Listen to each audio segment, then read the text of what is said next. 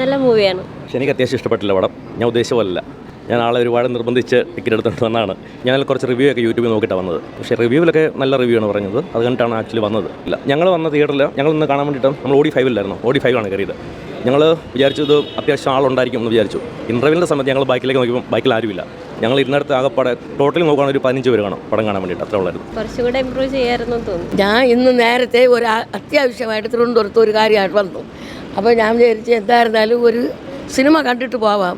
അത് സമയം ലേറ്റായി പോയാൽ നമുക്ക് പോകാൻ പറ്റില്ല വീടുകളിൽ. ഇത് സമയത്തിന് കൃത്യസമയത്തിന് 1:30 തുടങ്ങി. ആ പടം കാണാനായിട്ട് നല്ല ഇമ്പമായിരുന്നു. പക്ഷേ ഇനിയായിരിക്കും ഇത് ജനങ്ങൾ തിങ്ങി നെരുങ്ങി കയറണമെന്ന് തോന്നുന്നു.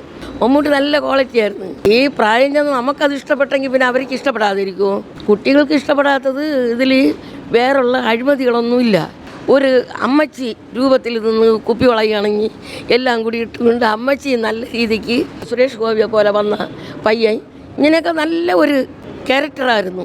ഇനി ഞാൻ പോട്ടെ.